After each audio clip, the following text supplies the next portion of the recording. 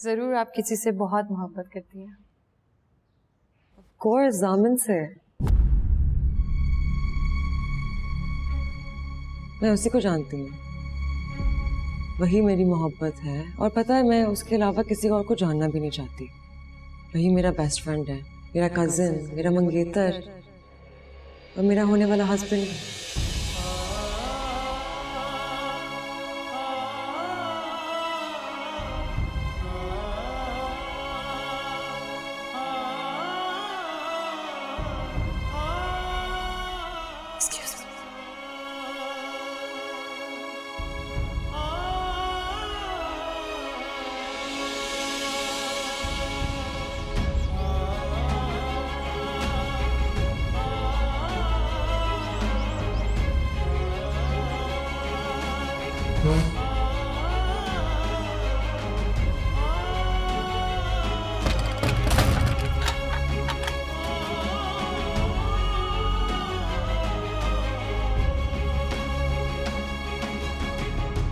तो फिर आप जरूर किसी से बहुत मोहब्बत करती होंगी।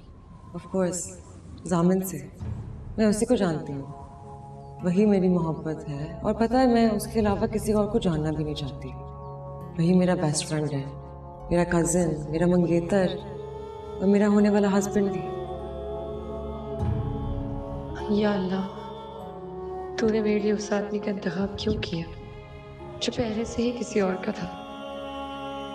मैंने तुझसे अपने लिए कभी कुछ नहीं मांगा, जो तूने दिया मैंने हमेशा शुक्र अदा किया, कभी कोई शिकवा कभी कोई शिकायत नहीं की। मगर ये सब मेरे साथ क्यों किया मेरे साथ। अरे क्या हुआ? दरवाजा क्यों अंदर से बंद किया है? अरे कहाँ गई लड़की? खोलो। सहन, दरवाजा क्यों बंद है भाई? दरवाजा खोलो।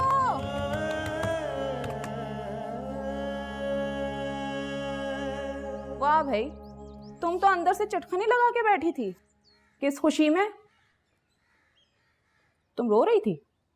आपको मुझसे कोई काम था? हाँ, चलो।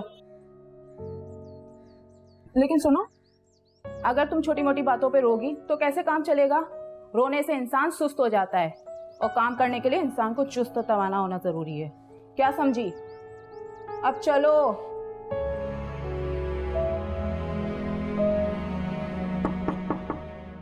आ जाओ।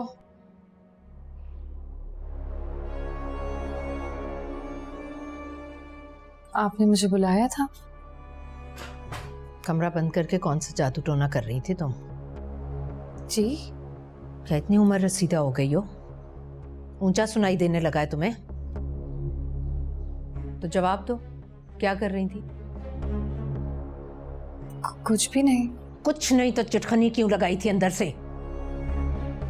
गलती हो गई। जिस घर से आई हो तुम, क्या वहां तुम्हारे पास अपना कमरा था?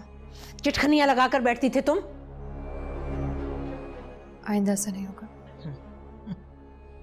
आइंदा ऐसा इसलिए नहीं होगा कि आइंदा मैं ऐसा होने नहीं दूंगी। खैर, ये मेरे सवाल का जवाब नहीं। मैं पूछ रही हूं, अपने बाप के घर में ये अयाशी मयस्सर थी तुम्हें? वहां अपना कमरा था तुम्हारे पास? मैंने तो सुना है डेढ़िए कमरे की काबुक में रहता था तुम्हारा बाप। उसी में कसम पुरसी से जिया और उसी में सिसक सिसक कर मर गया।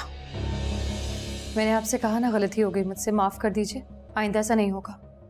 रुको, मेरे सामने तुम कब आओगी और कब जाओगी इसका फैसला तुम नहीं, मैं करूंगी।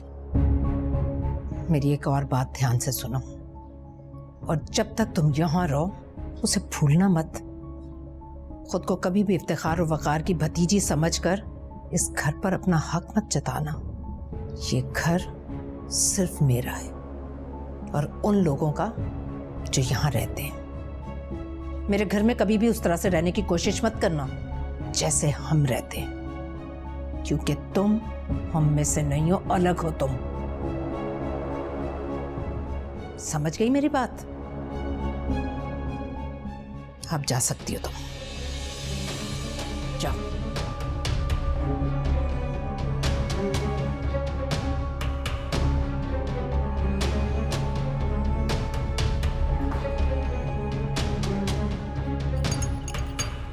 अपने दिल में मेरे खिलाफ नफरतें मत पाल लेना। मैंने तो वही किया जो मुझे हुक्म दिया गया था।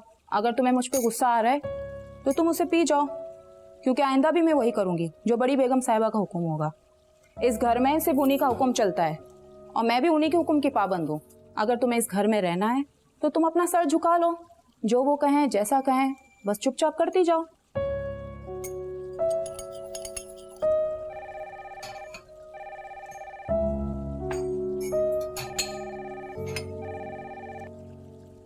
जी जी जी ठीक है बेगम साहिबा। बड़ी बेगम साहिबा का बुलावा आया है, मुझे उनके पास जाना होगा। तुम जरा ये कॉफी का मग छोटे साहब के कमरे में पहुंचा दो। कौन छोटे साहब? अपने जामिन मियाँ, और कौन।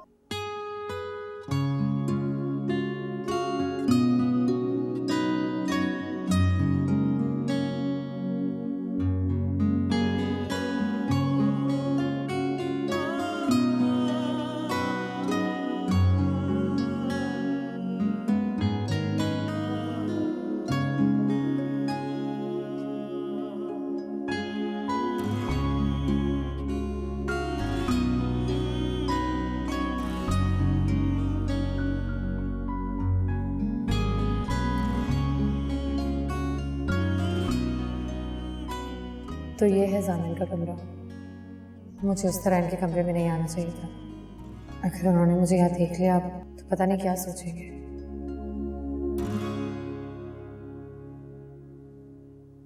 मैं उसी को जानती हूँ, वही मेरी मोहब्बत है, और पता है मैं उसके अलावा किसी और को जानना भी नहीं चाहती। तो क्या जामिन भी हरीम से मोहब्बत करते हैं?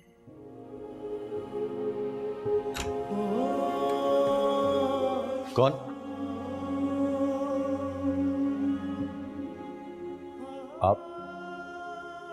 आप यहाँ क्या कर रही हैं? मैं कॉफी लेकर आई थी आपकी। तो आप क्यों लेकर आई? फरजाना कहाँ? उसे बड़ी ताई ने अपने कमरे में बुलाया था किसी काम से। सुनिए, जी। आप इस तरह दोबारा मेरे कमरे में मत आइएगा।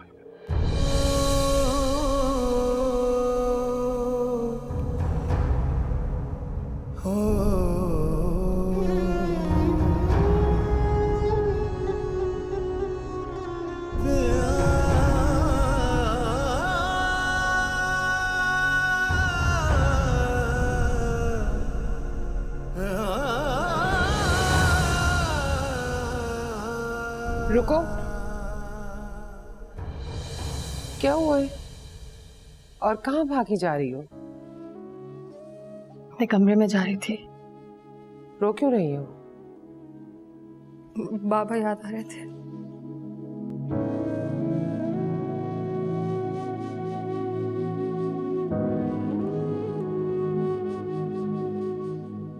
फकार, मैं इस लड़की की वजह से बहुत परेशान हूँ। क्या हुआ? सहर ने तुमसे कुछ कहा?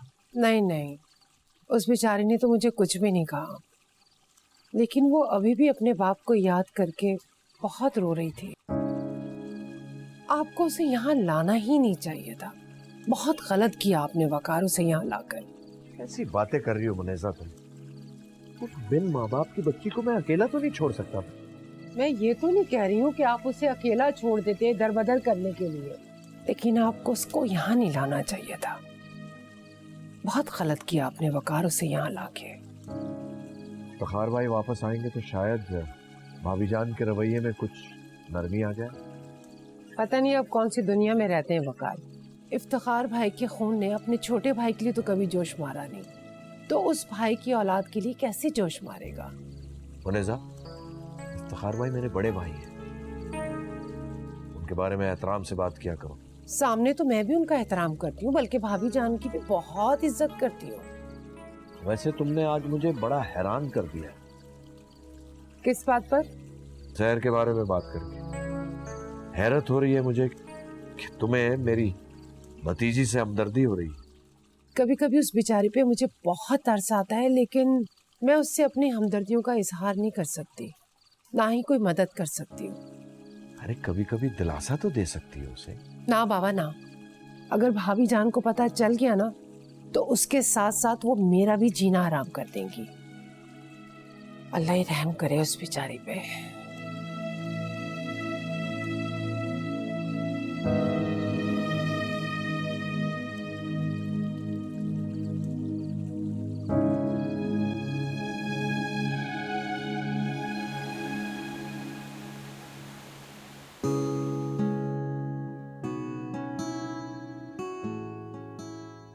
जीती रहो भाई। अरे सर बेटा, देखो हमारे घर की खवातीन वैसे तो लेट उठती है और हम तो रोजाना फरजाना के हाथ का नाश्ता खाकर आराम से दफ्तर चले जाते।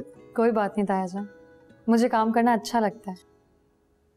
इसी बहाने आप लोगों की खिदमत करने का मौका मिल जाएगा। जीती रहो, बैठो हमारे साथ नाश्ता करो।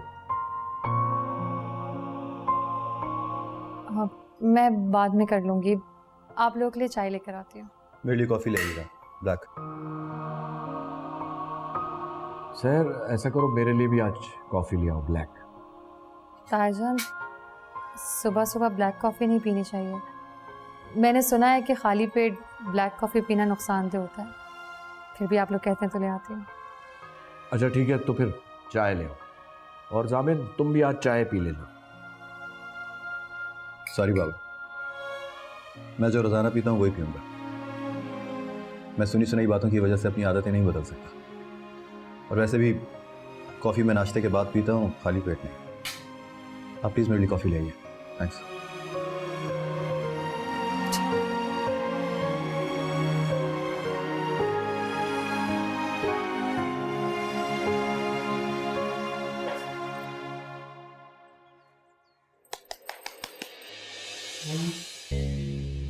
क्या कर रही हो?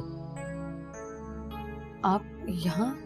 तो इसमें इतना हैरान होने वाली क्या बात?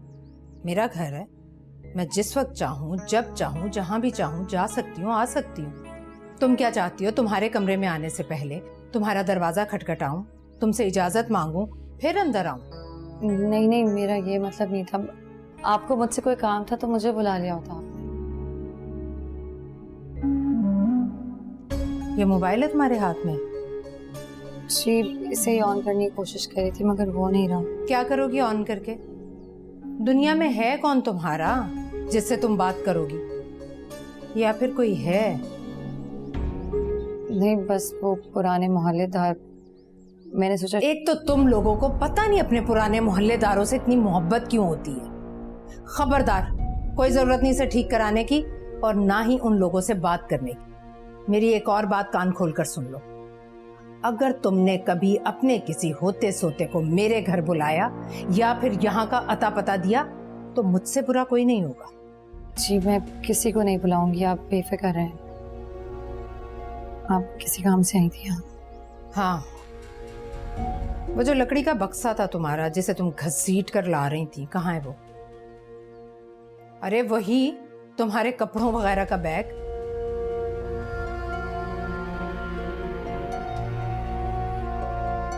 खोलो इसे।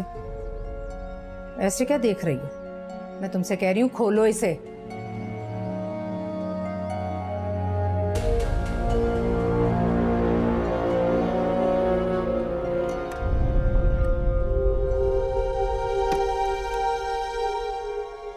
कितने जोड़े हैं तुम्हारे पास? पता नहीं, कभी गिने नहीं। एक एक उठाकर गिनो मेरे सामने। गिनो।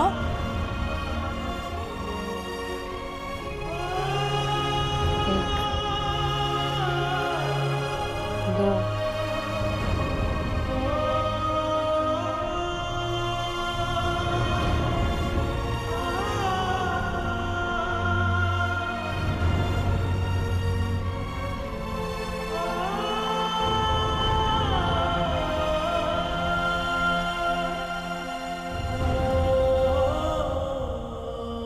शहर के चचा या उसके शोहर वगैरह का नंबर है आपके पास? मेरे पास कहाँ से आ गया? मैं उन्हें जानता तक नहीं हूँ। शहर का फोन भी मुस्तकिल बन जा रहा है, अल्लाह खैर ही करे। उसका फोन खराब था अम्मी, इसलिए नंबर बंद मिल रहा होगा आपको। तो उसे ठीक कराना चाहिए था ना। जब से गई एक फोन भी नहीं किया उसने जाकर। भूल गई है तुम्हें? तुम यहाँ उसे याद कर करके हमारे सरों में दर्द कर रही। वो वहां माशाल्लाह अपने अमीर कबीर शौहर, अमीर कबीर चचा के यहाँ मजे कर रही है। अब्बू, मुझे आपसे ज़रूरी बात करनी है। बोलो। कराची यूनिवर्सिटी में मेरा एडमिशन हो गया है अब्बू, और आपने कहा था अगर एडमिशन हो गया तो आप मुझे जाने की इजाज़त दे देंगे। तुम्हारा दिमाग खराब हो गया है क्या? अनजान शहर में अनजान लोगों के बीच मैं तुम्हें कभी नहीं जाने दूंगी। अम्मी, क्या हो गया है आपको? लोग तो तालीम हासिल करने के लिए दूसरे मुल्कों तक जाते हैं, ये तो सिर्फ 2-2.5 घंटे की ड्राइव पे मैं कराची जाने की बात कर रही हूँ। लेकिन वहाँ रहोगी किसके पास? एजाज अंकल की वफात के बाद मैंने शहर से पूछा था कि अगर मैं कभी कराची आऊँ और तुम्हारे घर रहना चाहूँ तो तुम मुझे रख लोगी ना? लो भला, जिसका कोई अता पता नहीं है, जिसका फोन तक बंद है, ये वहाँ जाने के और वहाँ ठहरने के मंसूबे बना रही है।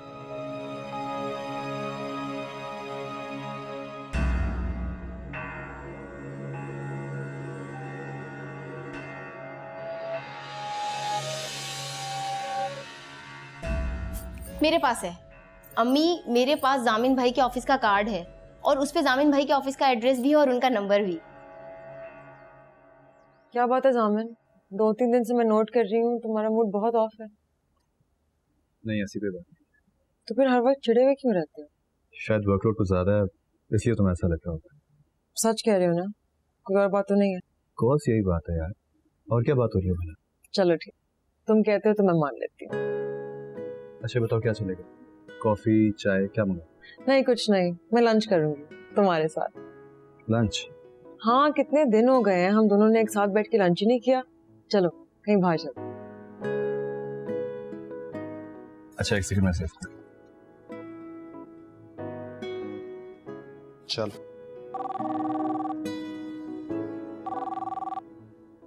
हेलो। अस्सलाम वालेकुम, मुझे जामिन भाई से बात करनी है। जी, कौन बात कर रही हैं? मैं जोबिया बोल रही हूँ हैदराबाद से। जामिन भाई की वाइफ शहर की दोस्त और उनकी नेबर। आपको नंबर कहाँ से मिला ये? जी, मेरे पास जामिन भाई के ऑफिस का विजिटिंग कार्ड है, उसी पे है ये नंबर। Visiting card? लेकिन आपने कॉल कहाँ किया है? ये जामिन हमदानी का ही ऑफिस है ना? मेरी प्लीज एक बार उनसे बात करवा दीजिए। नहीं बीबी, इस नाम का कोई आदमी यहाँ नहीं होता, ये रॉन्ग नंबर है। और प्लीज दोबारा यहाँ कॉल मत कीजिएगा। अल्लाह हाफिज।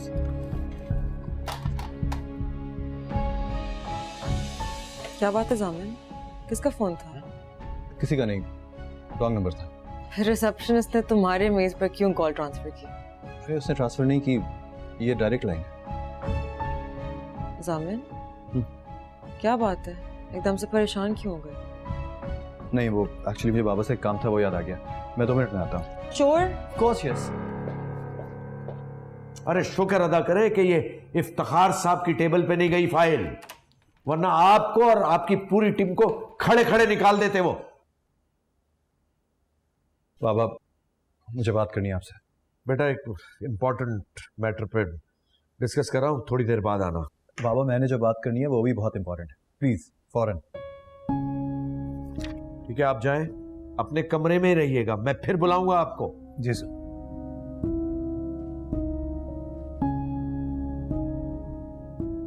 आपको पता है बेबी क्या हुआ है? क्या हुआ? हरीम मेरे ऑफिस में बैठी है और मुझे उसके सामने हैदराबाद से कॉल आई है। क्या? हैदराबाद से कॉल? हैदराबाद से तुम्हें कौन कॉल कर सकता है?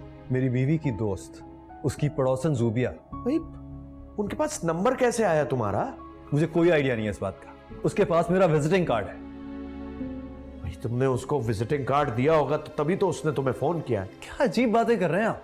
मैं हैदराबाद में किसी अजनबी लड़की को क्यों अपना विजिटिंग कार्ड बांटता फिरूंगा बाबा? अच्छा परेशान मत हो, मैं सब ठीक करूंगा। और वो तो शुक्र है कि मैं ऑफिस में मौजूद था। अगर मैं ऑफिस में नहीं होता ना, लंच के लिए गया होता, तो कोई और फोन उठा के सब कुछ जान लेता कि मैं हैदराबाद में आपके कहने पे क्या कारनामा करके आ रहा हूँ। बेटा आई एम योर फादर, मुझे तुम्हारी परेशानी का एहसास है, मैं भी तुम्हारी तरह परेशान हूँ, लेकिन थोड़ा सा वक्त तो मैं सब ठीक करूंगा। क्या ठीक करेंगे आप? क्या ठीक करेंगे? आपने मुझे फंसाना था, फंसा दिया। अब आप कुछ नहीं करने वाले, कुछ नहीं कर सकते अब आप। रिलैक्स करो, इतना परेशान मत हो। अच्छा तुम कहाँ जा रहे थे हरीम के साथ? लंच पे जा रहा हूं। अच्छा एक काम करो, तुम्हारे ऑफिस में जो लैंडलाइन वाला फोन है ना, उसका वायर निकाल दो। Thank you so much for your wise idea बाबा। बहुत शुक्रिया आपका, कर चुका हूँ मैं पहले।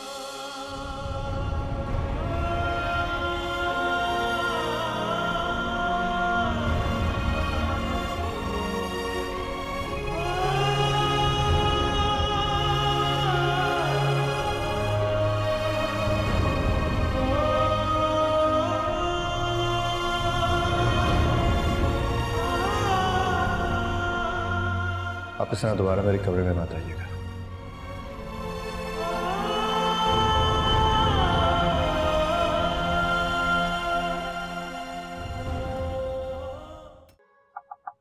आ जाओ। आपकी चाय। अच्छा किया तुम चाय ले आई, इस वक्त बहुत तलब हो रही थी। कोई काम कर रही थी आप? हाँ, बस अपनी अलमारी सेट कर रही हूँ। मैं आपकी मदद करा दूं? अरे नहीं नहीं, मैं कर लूंगी। वो भाभी जान आज तुम्हारे कमरे में आई थी, सब खैरियत रही ना? जी सब खैरियत थी। मैं वकार से कह रही थी तुम्हें उन्हें यहाँ नहीं लाना चाहिए था, लेकिन खैर अब तुम आ गई हो तो क्या कर सकते हैं।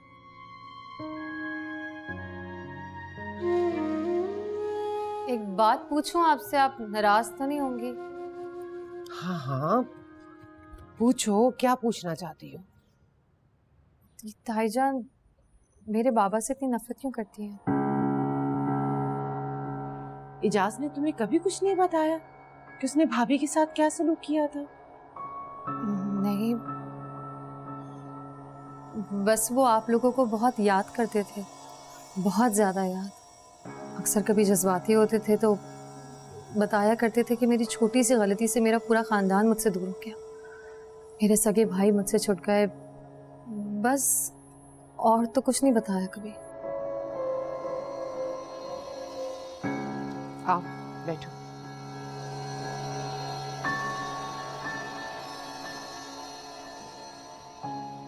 परसों पहले भाभी की छोटी बहन से इजाज का निकाह हुआ था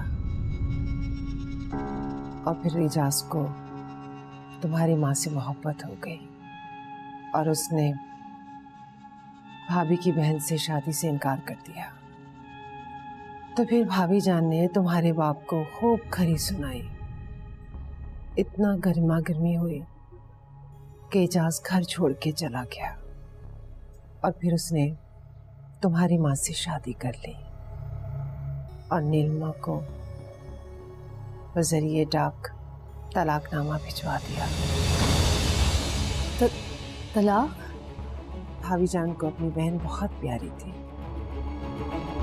और नीलमा इजाज से बहुत मोहब्बत करती थी। तो ताई अम्मी की वो बहन अब कहाँ है? मर चुकी है। मर गई? कैसे? इजाज की बेवफाई और तलाक का दुख वो बर्दाश्त नहीं कर सकी। बीमार तो थी ही वो, उन्हीं दिनों भाभी भी उम्मीद से थी। बहन की बिगड़ती हुई हालत को देखकर वो ऐसा बौखलाई, ऐसा घबराई कि सीढ़ियों से उनका पैर फिसल गया और वो अपनी पहली औलाद से महरूम हो गई। ना पूछो, वो दिन इस घर पर कयामत की तरह गुजरे। पहले भाभी जान की औलाद और फिर उनकी बहन की मौत, हम दोनों की मौत ने इस घर को कब्रिस्तान बना दिया। कोई किसी की तरफ हंसकर देखता नहीं था, बात तक नहीं करता था। तुम क्यों रो रही हो? तुम्हारे रोने से अब क्या होगा? मैं नहीं जानती थी मेरे बाबा ने इस घर को इतने दुख दिए। यही वजह है कि वो तुम्हारे बाप को अपनी बहन और अपनी औलाद का कातिल समझती है और उससे शदीद नफरत करती है। तुम्हारे बाप की वजह से उन्होंने अपनी पहली औलाद खोई और फिर वो कई सालों तक मां नहीं बन सकी। माजी के इन्हीं दुखों ने भाभी को सालिम और बेहिस बना दिया।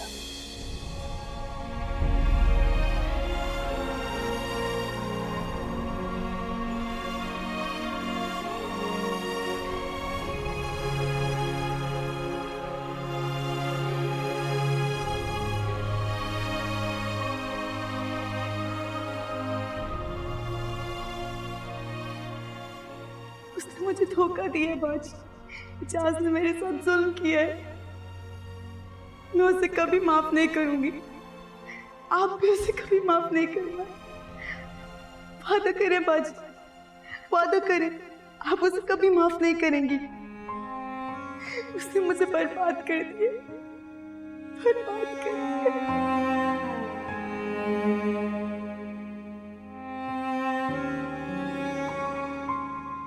क्यों किया आपने मेरे साथ? बाबा, आपको तो पता था ना इस घर में सब लोग आपसे कितनी नफरत करते हैं, फिर भी आपने मेरा निकाह यहाँ कर दिया। क्यों नहीं रोका आपने? आपने मना क्यों नहीं किया? आप चाहते तो रोक सकते थे, उनसे कह सकते थे, कुछ नहीं बोले आप।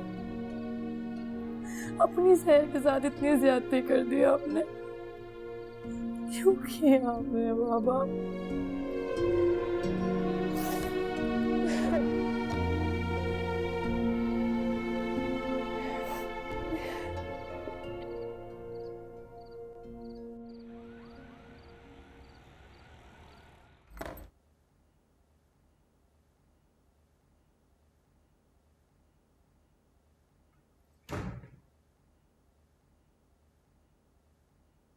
आपकी चाय। सहर, तुमने जूबिया से फोन करके क्या कहा है? मैंने तो कुछ नहीं कहा था आजान। तो फिर उसने जामिन को फोन क्यों किया था? मुझे नहीं पता इस बारे में। तुमने मुझसे वादा किया था जब तक मैं तुम्हें इजाजत नहीं दूंगा तुम किसी से कोई बात नहीं करोगी, किसी को कुछ नहीं बताओगी। मैंने किसी से कोई बात नहीं की तायाजान, किसी को कुछ नहीं बताया। तो फिर उस लड़की ने जामिन को फोन क्यों किया? आप चाहे मुझसे किसी की भी कसम ले लें, मैं तो जब से हैदराबाद से आई हूँ मेरा फोन खराब है, बंद पड़ा है। आप कहें तो मैं भी लाकर दिखा देती हूँ आपको। चाची जान, जामिन को क्या हुआ है? क्या हुआ बेटा? पता नहीं, वो मुझसे लड़ रहा था और पहली बार मुझे ऐसे लग रहा है जैसे वो बहुत सीरियस होकर लड़ रहा है मुझसे। नहीं नहीं, तुम्हें ऐसे ही इंप्रेशन दे रहा होगा। नहीं चाची जान, किसी बात पर परेशान है। अच्छा, तुमने पूछा नहीं उससे? तुमसे तो वो सारी बातें शेयर करता है। हाँ करता है, लेकिन इस दफा ऐसी कोई बात है जो मुझसे छुपा रहा है। सच कह रही है? मैं बिल्कुल सच कह रही हूँ। जाओ, रुको। तो तुम्हारा जो फोन खराब है वो लेकर आओ, मैं उसे ठीक करा दूंगा। जब वो फोन ठीक हो जाएगा तुम उस लड़की को फोन करोगी और उससे कहोगी कि आइंदा कभी भी जामिन को फोन करो। जामिन उस फोन कॉल की वजह से बहुत डिस्टर्ब हो गया है, हर वक्त मुझसे नाराज रहने लगा है। पता नहीं मैंने ये सब कुछ क्यों किया उसके साथ। जाओ, फोन लेकर आओ।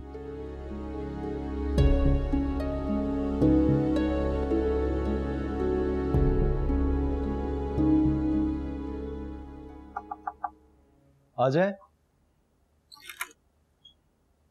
अरे अम्मी आइए।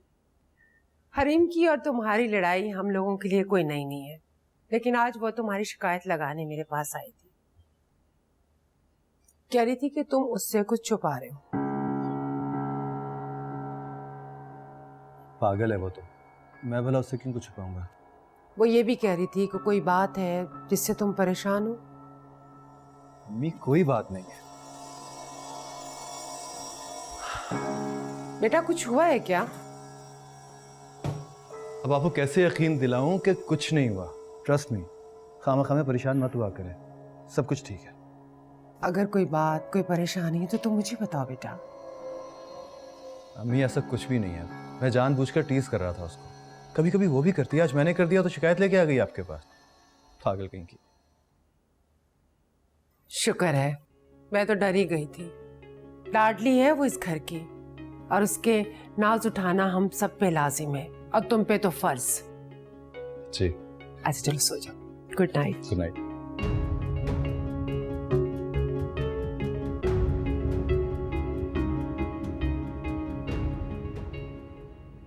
तायाजान,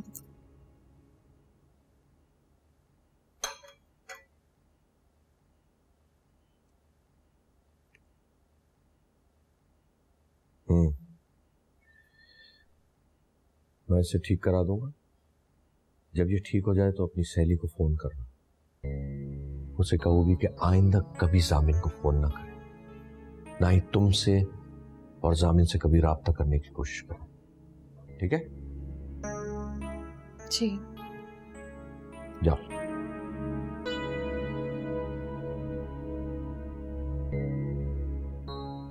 क्या बात? ओ तायाजान। हाँ बोलो, क्या बात? तायाजान, आप मुझे हैदराबाद वापस भेज दें।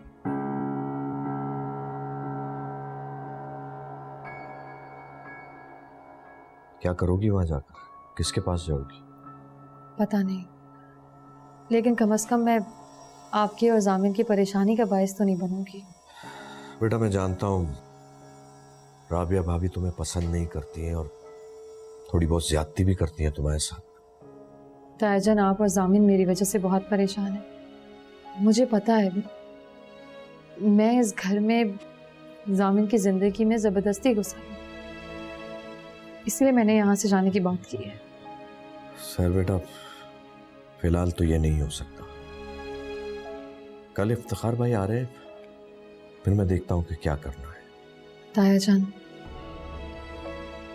आपको अपने बेटे के साथ ये जबरदस्ती नहीं करनी चाहिए थी। बेटा वो वक्त ऐसा था कि बिना सोचे समझे ही फैसला करना पड़ा। उस वक्त जो दिल और दिमाग ने कहा मैंने वो कर दिया। बेटा जो कुछ यहां तुम्हारे साथ हो रहा है उसे बर्दाश्त करो, मैं जल्दी कोई ना कोई हल जरूर निकाल। और हाँ प्लीज जामिन से कोई बात ना करना, कुछ मत बताना उसको, वो पहले से बहुत डिस्टर्ब है।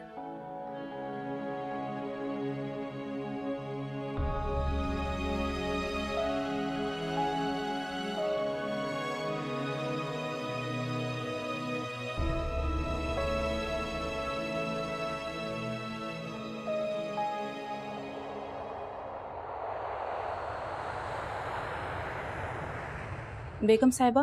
बोलो। बड़े साहब आ गए हैं, लेकिन वो आते ही अपनी भतीजी को पुरसा देने बैठ गए। अच्छा ठीक है, जाओ।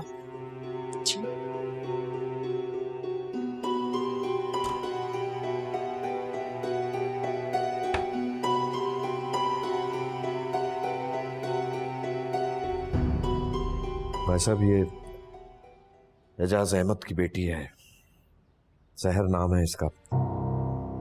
बहुत सुलझी हुई और सादतमंद बच्ची है। एजाज की मौत के बाद मैं इसे अपने साथ ले आया था। यकीन जानिए भाई साहब, मरते वक्त एजाज के लबों पर सिर्फ आप ही का नाम था, बहुत याद कर रहा था। यहाँ बैठो।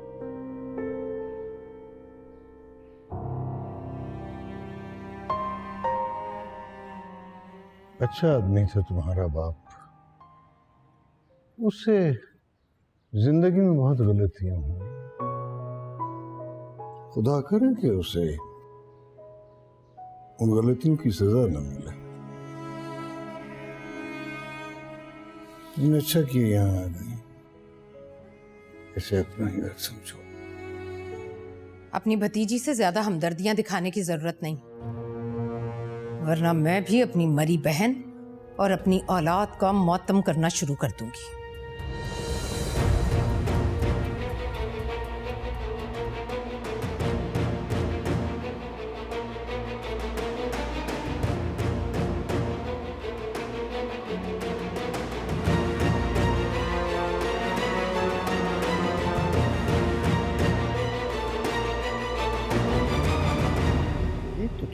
बात पर, अपने जज्बात पर कोई काबू नहीं है, और तुम अच्छी तरह जानती हो मुझे औरतों की इस तरह की हिमाकतें बिल्कुल पसंद नहीं है। लेकिन आपने क्या किया?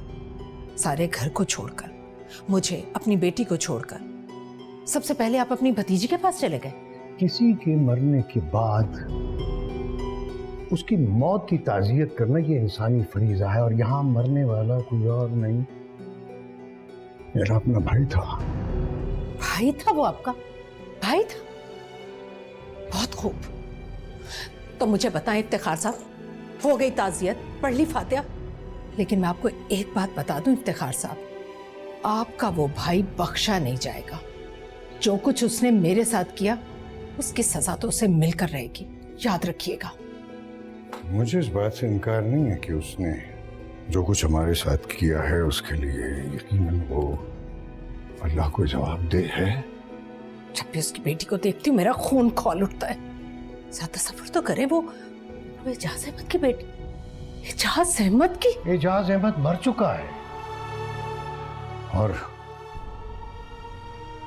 मरे हुए आदमी को कोसने का कोई फायदा नहीं है। उसने हमारे साथ जो भी किया, तुम्हारे साथ जो कुछ भी किया, उसे भूल जाने में ही हमारी आफियत है। उसने मेरी बहन को मार डाला,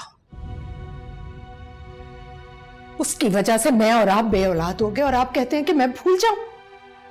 भूल तो नहीं सकती उसे मैं, पर उस लड़की को यहां से चलता करें ताकि उसे बार बार देखकर मेरे जख्म हरे ना हो। क्या मतलब तुम्हारा? कहाँ भेजू उसे? कहीं भी, किसी दारुल अमान, किसी यतीम खाने में, लेकिन मेरे घर से निकाले उसे। मैं ये नहीं कर सकता। मैं भी एक बेटी का बाप हूं। मैं जानता हूं कि एक अकेली लड़की के लिए ये दुनिया कितनी जालिम, कितनी सफाक है। मुझे उससे कोई हमदर्दी नहीं है, लेकिन मैं वो भी नहीं करूंगा जो तुम कह रही हो। वो लड़की इसी घर में रहेगी, और इस बात को तुम जितनी जल्दी मान लो उतना ही तुम्हारे हक में बेहतर है।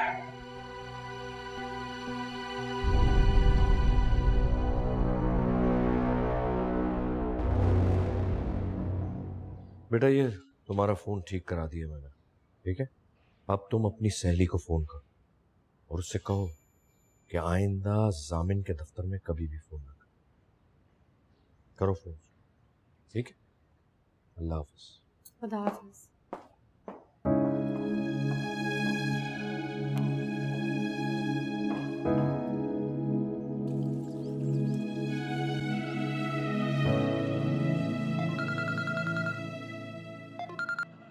हेलो ज़ूबिया, सहर बात कर रही हूँ। सहर कैसी हो तुम? बड़ी लंबी उम्र है तुम्हारी। पता है हम लोग तो तुम्हें रोज इतना याद करते हैं, तुम्हें कई बार फोन भी करते हैं, लेकिन तुम्हारा नंबर ही बंद जाता है। मेरा फ़ोन ख़राब हो गया था, अब ठीक है तो इसी पे फ़ोन करना। और बताओ तुम कैसी हो? शम्सा खाला कैसी है? ठीक है। तुम्हें पता है हम लोग कराची आए हुए हैं, मेरा कराची यूनिवर्सिटी में एडमिशन हो गया है, तो मैं और अम्मी इस हवाले से तुमसे मिलना भी चाह रहे थे, लेकिन तुम्हारा फोन बंद था, तो फिर हम जामिन भाई के ऑफिस आ गए, क्योंकि हमें लगा तुमसे मिलने का तो अब एक यही रास्ता बाकी बचा है। क्या तुम लोग जामिन के ऑफिस आ गए हो? हाँ।